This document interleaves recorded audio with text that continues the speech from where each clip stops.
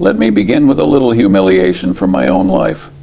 The biggest financial bruise I ever gave myself didn't come from a market crash or some dramatic bet gone wrong. It came from a tiny, stupid purchase I barely thought about. That's the trouble with money. The big mistakes announce themselves. The small ones sneak in, sit quietly, and eat your future from the inside out. You don't notice the damage until there's a crater where your savings should have been.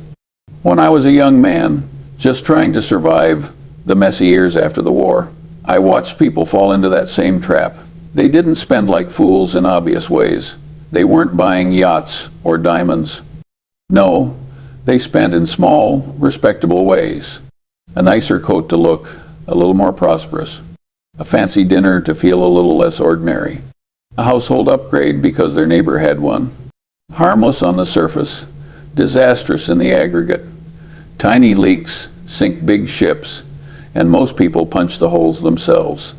I remember a family friend from those years. Good man, decent job, steady worker, but he could never keep $1 in his pocket. Not because he lacked income, but because he kept spending on little comforts he deserved. A new radio he didn't need, a club membership he couldn't justify, a habit of treating every want like a necessity. Nothing catastrophic, just steady misuse of money dressed up as normal life. By the time he realized he was trapped, the trap had already closed. People imagine going broke looks dramatic, wild spending, reckless lifestyle, big gambles. Believe me, it almost never looks like that. Most people go broke quietly, buying convenience, buying approval, buying distraction, buying the feeling of keeping up. They think they're managing their lives. In reality, their impulses are managing them, and impulses compound faster than interest. What most people refuse to admit is that every dollar you spend comes with an emotion attached. Pride, envy, boredom, laziness, insecurity. Those emotions do more damage to bank accounts than any market crash. I've lived through depressions, bubbles, inflation waves, recessions, you name it, and the people who survived weren't the clever ones. They were the ones who avoided the slow, stupid behaviors that everyone else considered harmless. That's why I'm talking to you today. Not to give you inspiration or motivation. I don't care about that. I'm too old for cheerleading. I'm here because I've seen the same spending traps ruin people for nearly a century, and most of them never realize what hit them. They blame luck, the economy, their boss, their childhood, anything except the truth. And the truth is simple. Most people aren't defeated by the world. They're defeated by their own spending. So let's cut the nonsense. Let's look at the traps that undermine ordinary lives from the inside out. And fair warning, what I'm about to tell you isn't pleasant, but it's the truth you need, not the truth you like. Status is a tricky little demon. It doesn't knock on your door with horns and a tail. It slips in quietly, pats you on the back, and whispers, "Go on, you deserve to look successful." And before you know it, you're spending money not to improve your life, but to decorate it. I've watched more people go broke chasing appearances than chasing any investment fad. When I was a young lawyer, I saw this disease everywhere. Partners buying imported suits they couldn't afford. Associates trading in perfectly good cars because the steering wheel didn't impress their girlfriends. Families moving into neighborhoods that made them nervous every time the mortgage bill arrived. They weren't trying to be foolish. They were trying to look like they belonged. But status is like trying to grab fog. The tighter you squeeze, the faster it disappears. Let me tell you a small story. There was a colleague of mine, bright guy, good career ahead of him, who decided he needed a successful man's lifestyle the moment he got promoted. He bought the fancy car, the sleek watch, the house with rooms he didn't use. Every purchase came with the same explanation. Clients expect this. No, they didn't. His ego did. And his ego billed him every month with interest. Within a few years, the shine faded and the debt remained. He didn't lose his wealth through disaster. He lost it through costume changes. The paradox of status is simple.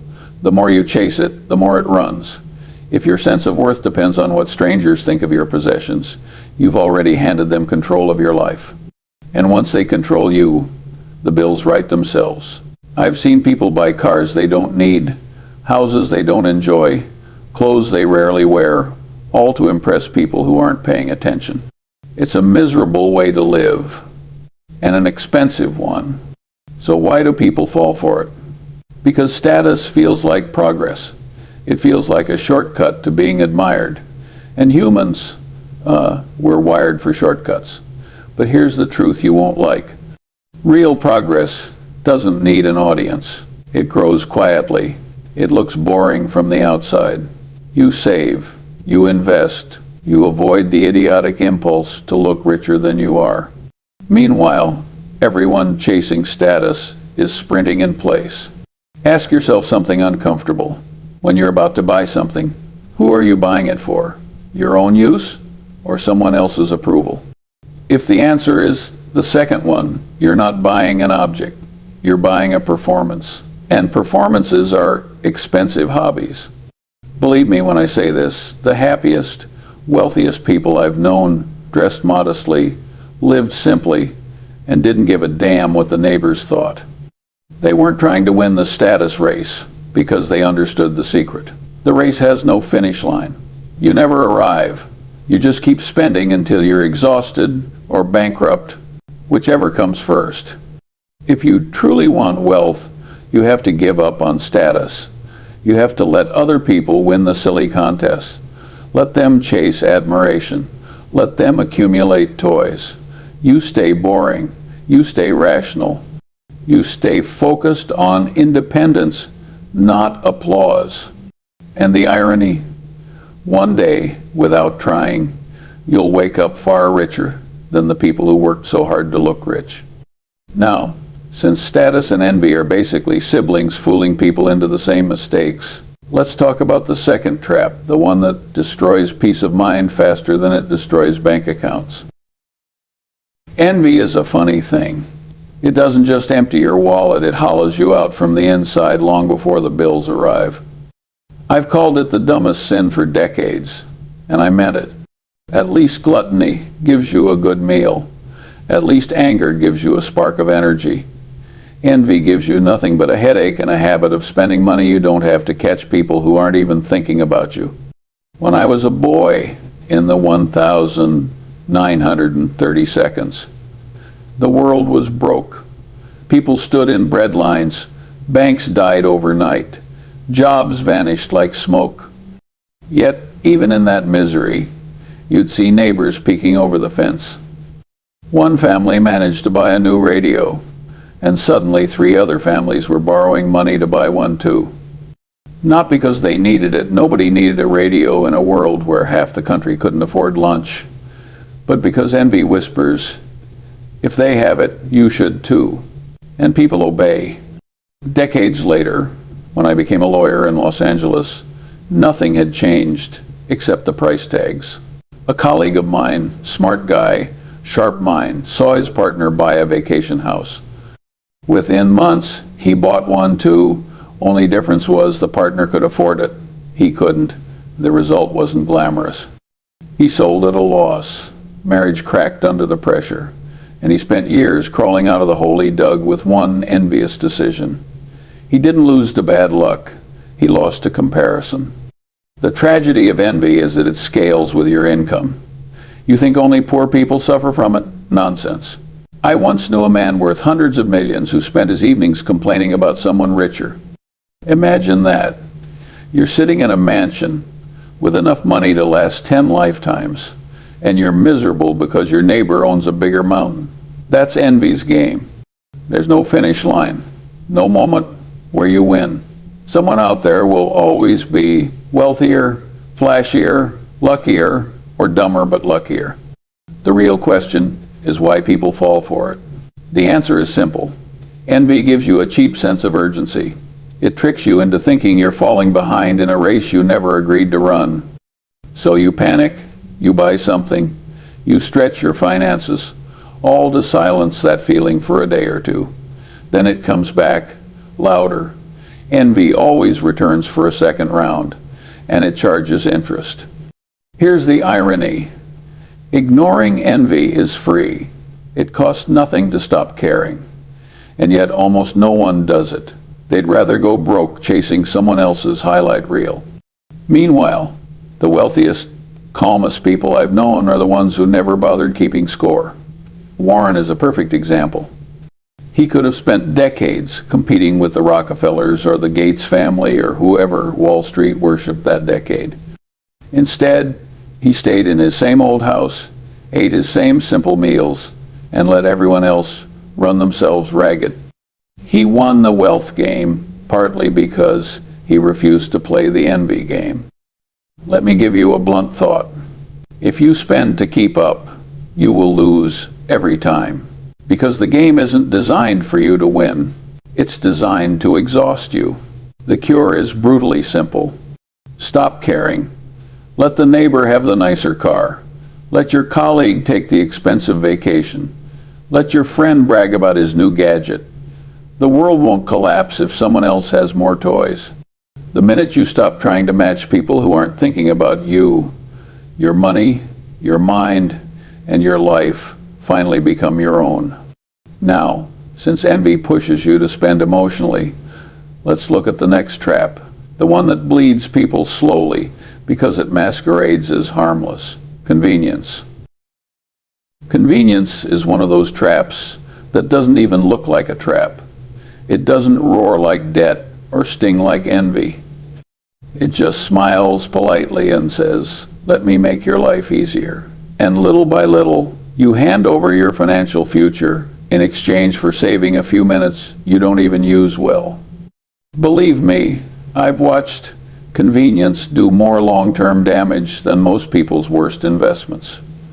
When I was younger, convenience wasn't something you could buy. You cooked at home because there was no delivery app. You fixed your own leaky faucet because the plumber was too expensive. You walked to work when the bus fare felt like a luxury. Life was inconvenient by default, and in a strange way, it made people tougher. It forced them to stretch a dollar, to plan, to do without. Then the world got easier, or at least it pretended to. And people mistook easier for smarter. They started paying for every task they didn't feel like doing. Breakfast to go, lunch delivered, dinner ordered, rides everywhere, gadgets that solved problems they didn't even have. Each choice felt tiny. Each bill looked harmless. But convenience compounds, and not in your favor. I remember a young lawyer I once mentored, bright kid, promising career, but he ate every meal out because it saves time. Breakfast, lunch, dinner, all swiped from a menu. I told him those meals were eating far more than his hunger. They were eating his future. He waved me off, said he could afford it. A decade later, he was still paying down student loans, while his peers, the boring ones who packed lunches, were buying their first homes. He didn't lose to bad math. He lost to laziness, disguised as efficiency. The irony of convenience is that it rarely saves you the time it promises. People will scroll 40 minutes deciding what to order, then claim they're too busy to cook a 10-minute meal. They'll drive 20 minutes to avoid a 10-minute chore. They'll buy new appliances to fix problems a screwdriver could solve. Convenience seduces you into thinking your time is precious, while quietly proving you don't value it at all. And there's a hidden cost most people ignore. When you outsource every simple skill, you make yourself financially helpless. Can't cook? Restaurants own you. Can't fix anything? Contractors own you. Can't plan ahead? Every rush order, every ride, every shortcut will tax your lack of discipline. Dependence is expensive, always has been, always will be. I once met a factory worker in the 1,940 seconds who walked miles to work rather than pay for the bus. People thought he was ridiculous, but he saved that money, invested it in war bonds, and later in stocks. By retirement, he had a nest egg that stunned his co-workers. He didn't get rich by chasing opportunity. He got rich by refusing convenience. Look, I'm not saying you need to live like a monk. I enjoy a few comforts myself. But you should understand the trade. Convenience isn't free. It's a slow leak, and slow leaks sink perfectly good financial ships. The question you should ask isn't, does this make life easier, but is this worth the compounding I'm giving up? Most of the time, the honest answer is no. And since convenience often flows into something even more addictive, let's move on to the next trap, the one people mistake for joy while it empties their pockets: entertainment. Entertainment is the sweetest poison people willingly swallow. It feels harmless, it feels deserved, and it feels like the antidote to a stressful life. The problem is, most folks don't realize the price of their fun isn't the ticket at the door, it's the financial anemia that follows them for decades. I've watched people party their way straight into poverty, and they always seem shocked when the fun stops but the bills don't. Back in the Great Depression, entertainment was simple: cards with neighbors, a library book, a walk around the block. A nickel for a movie was a rare treat, not a weekly ritual. People didn't confuse pleasure with necessity. That's why they survived. They kept joy cheap. Today, joy has become a revolving door of charges. Streaming subscriptions, concert tickets, weekend trips, gadgets, upgrades, more upgrades, and just one more thing to treat yourself. It's not entertainment anymore. It's self-imposed taxation. I knew a real estate hotshot in the 1,980 seconds. Brilliant at making money, terrible at keeping it. He had season tickets to everything, flew first class everywhere, and bought new toys the way children buy candy. He claimed it all kept him motivated. What it really kept him was broke. When the market crashed in '87, he had no cushion. The fun had eaten the savings, and the savings were supposed to save him. He wasn't ruined by the crash. He was ruined by a lifestyle that left him no margin for a bad year. Here's the paradox no one likes to face. The entertainment industry isn't built to delight you. It's built to drain you.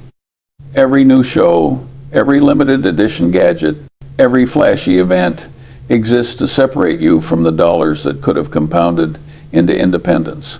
They don't want your admiration. They want your future earnings. And most people hand it over gladly.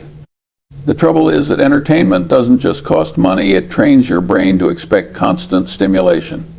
Once you've gotten used to spending for excitement, silence feels uncomfortable, and boredom feels like failure. So you spend again, and again, and again. Happiness becomes something you have to purchase instead of something you cultivate. That's how financial dependence is born. Let me give you a simple way to think about it. A $200 concert ticket doesn't cost $200. Not really. If invested wisely, that same money could have quietly turned into tens of thousands over a few decades. So the real question isn't, is this concert worth 2 hours of excitement? The real question is this concert worth trading 20 years of compounding? Most people never ask that question, which is why most people stay broke. I've always been a fan of simple pleasures. A book, a walk, a good conversation, cheap, quiet, deeply satisfying. The happiest wealthy people I've known enjoyed those things too. The miserable wealthy were the ones who needed constant entertainment because they were terrified of stillness. Stillness forced them to think, and thinking often reveals how foolish you've been. If you want to keep your sanity and your savings, learn to enjoy simple things. Keep your entertainment modest. Keep it rare enough to feel special. If you need constant stimulation, you're not building wealth, you're renting happiness at compound interest. And speaking of paying prices for things you don't fully understand, let's move to the next trap, ignorance. The one that empties pockets faster than any casino. Ignorance is expensive in a way people never see coming. It doesn't look dramatic. It doesn't come with alarms or warnings. It just waits patiently for you to sign a contract you didn't read, buy a device you don't understand, or nod at a salesperson who talks faster than you can think. And then, months later, you realize you just volunteered to finance your own misery. I've watched smart people, lawyers, doctors, executives, lose fortunes not because they were stupid, but because they acted without understanding. When I was a young lawyer, I saw this in the simplest places.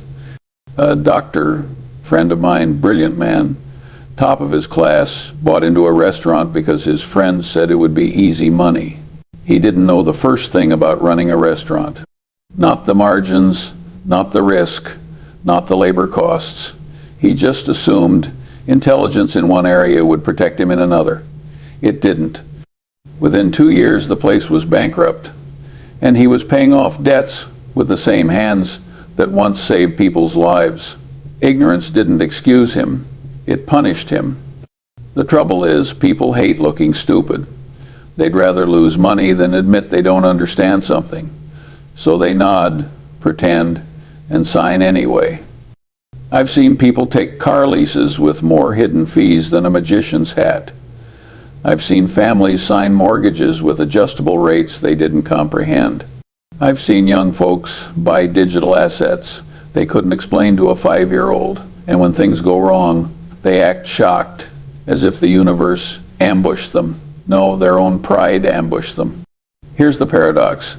It takes far less effort to understand something before you buy it than to fix the damage afterward. But people are impatient. They want the feeling of ownership now, and they'll deal with the consequences later. Later always comes with interest. Ignorance compounds the worst compounding there is. If you ask me, the simplest rule anyone can follow is this. If you can't explain what you're buying in plain English, you shouldn't buy it. Not, I think I get it. Not, everyone else is doing it. Not, it sounds smart. Explain it out loud. If your explanation sounds like soup, walk away. Money lost from ignorance is rarely recovered. The smartest investors I've met weren't the ones who understood the most. They were the ones who admitted what they didn't understand. I've always preferred boring investments. Businesses I could explain to a child. Candy, furniture, insurance. Boring keeps you alive. Boring lets you sleep. Boring makes you rich.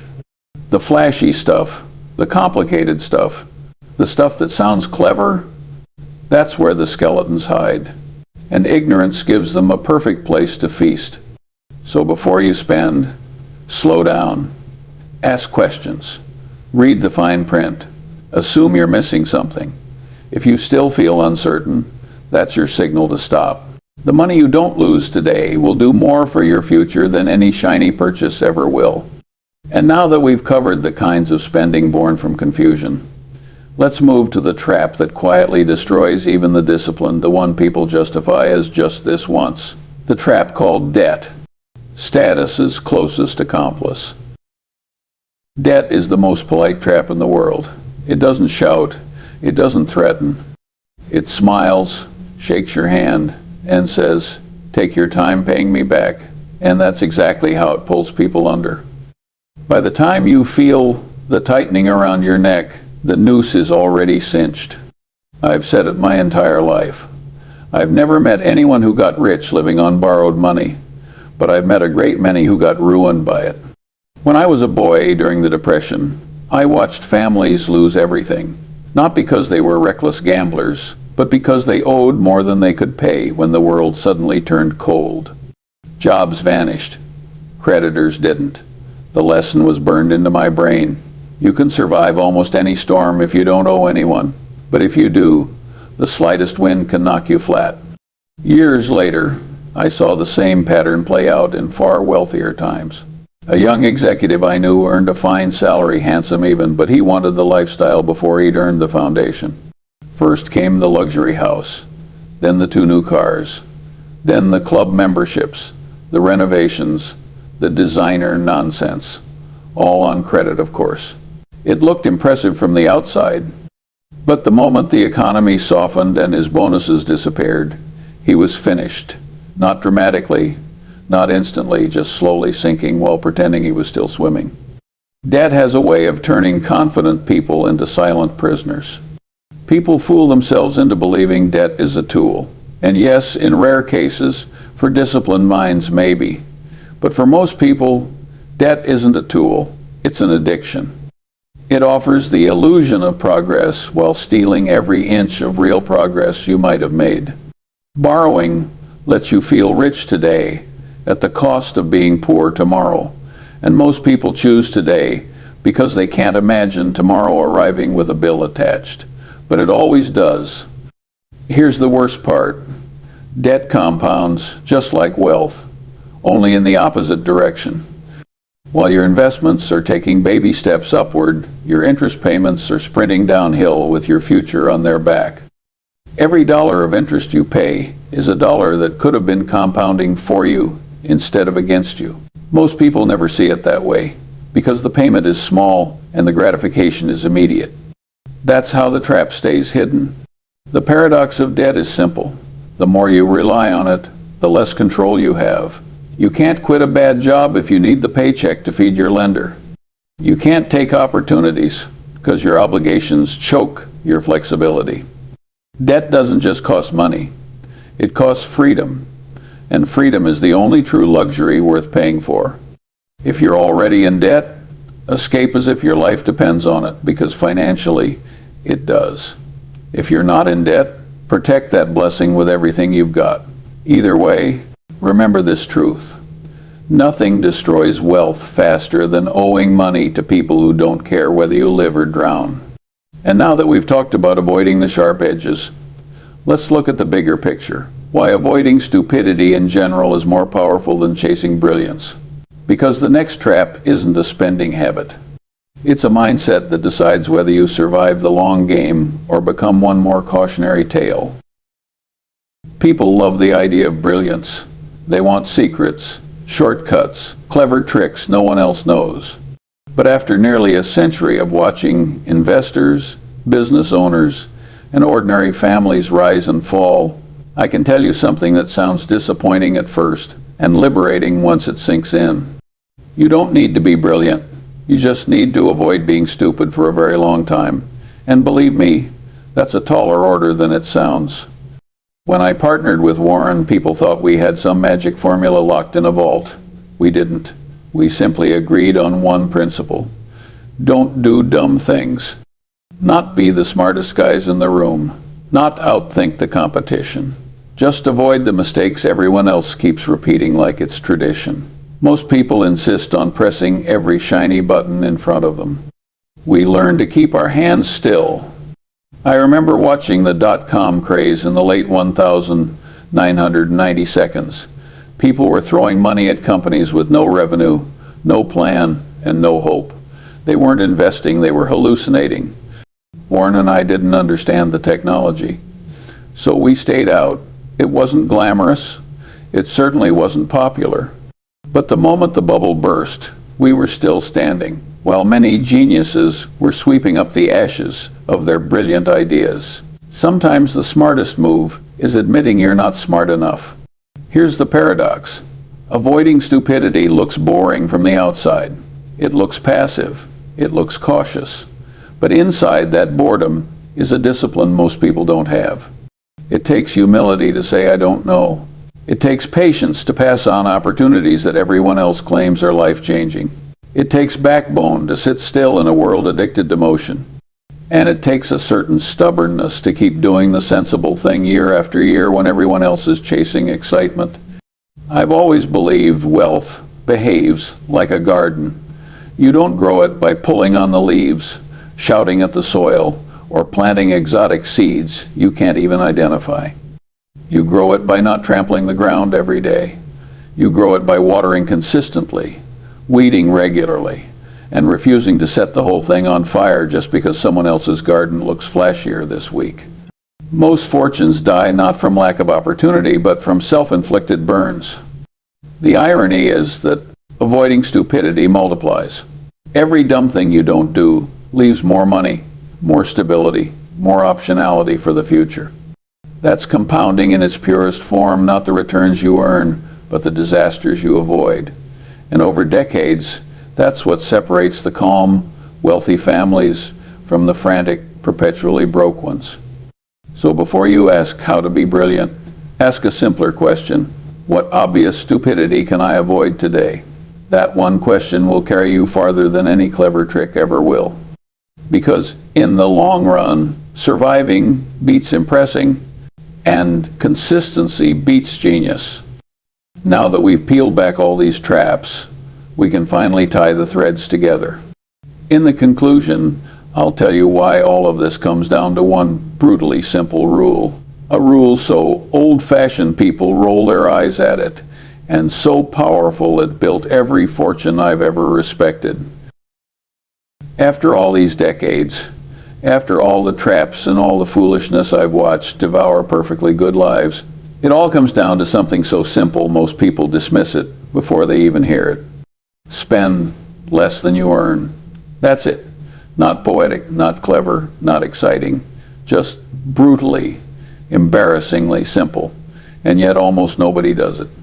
I saw this truth as a boy in the Great Depression. Families with modest incomes survived because they lived within their means. Families with higher incomes went broke because they couldn't stop living like kings on a peasant's foundation. The world has changed, but human behavior hasn't. People still sabotage their futures, one purchase, one impulse, one illusion at a time. They call it bad luck. It isn't. It's arithmetic. The real secret, if you insist on calling it that, is that wealth grows in stillness, not in drama, not in excitement. It grows in the quiet years when you choose the modest choice instead of the flashy one, when you ignore the neighbor's new toy, when you avoid the little traps you think are harmless. All the big wins in my life came from not interrupting compounding and not doing stupid things. That's it. No genius required. If you want something practical to walk away with, here it is. Keep your lifestyle below your income, not at the edge of it. Question every purchase that smells like ego. Treat convenience as a guilty pleasure, not a default setting. Learn before you spend, and if you don't understand something, don't touch it. And walk through life with the assumption that debt is a predator, not a pet.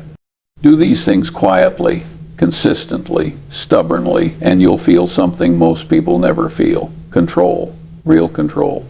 The kind that lets you sleep. The kind that lets you walk away from nonsense. The kind that buys you time instead of anxiety. And let me leave you with the blunt truth I learned after nearly a century on this planet. Wealth isn't the reward for brilliance. It's the byproduct of avoiding self-inflicted wounds long enough for the math to do its job. Most people won't follow that path because it feels too slow, too dull, too unremarkable. But dull is where the treasure is. I didn't set out to become wealthy. I wasn't chasing applause or trying to impress anyone. I simply avoided stupidity a little longer than everyone else. And compounding, patient, quiet, unsentimental compounding took care of the rest. If you want independence, not illusion, if you want freedom, not performance, then remember this one rule when the noise of the world tries to distract you. Spend less than you earn, stay out of trouble, and let time do what brilliance never can.